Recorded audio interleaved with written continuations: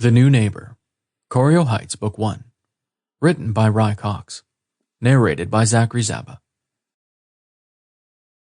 Chapter 1. Caleb. "Mother finger nuggets!"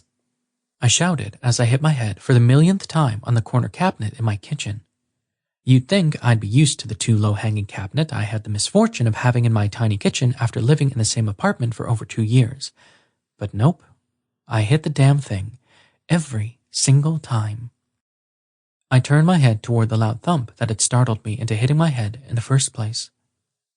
It had come from the apartment next door to mine, the apartment that should have been empty, but obviously wasn't. My last neighbor in the unit beside mine had left 3 months ago, taking with them the drum set they used to bang on in the middle of the damn night. I was pretty sure everyone in the building had filed a complaint to the building manager to have him evicted. Good riddance. I don't think I'm a hard guy to get along with, but when you keep me up all night with that thump thump thump, not even baking can bring me back to my happy place. The rhythmic thumping rippled through my body and brought up unpleasant memories to the surface. Baking had always been the one thing that centered me when I was stressed or having a hard time.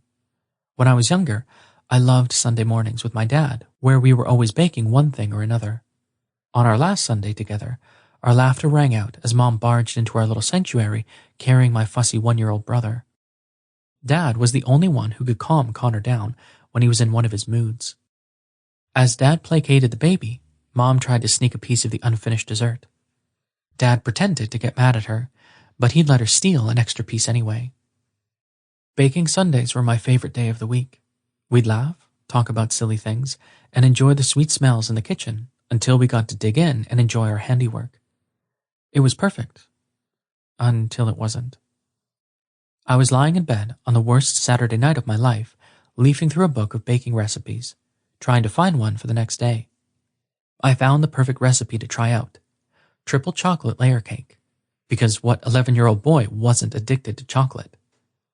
I saved the page to show my dad later and closed my eyes, excited for the morning to come so that we could create chocolate magic that would probably have me jumping off the walls all day. Morning had come earlier than normal. It was the loud thump thump thump that woke me up.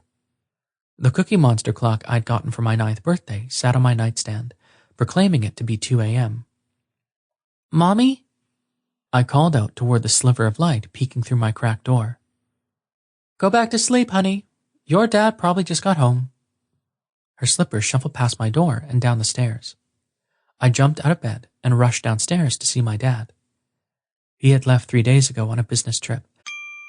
Sample complete. Ready to continue?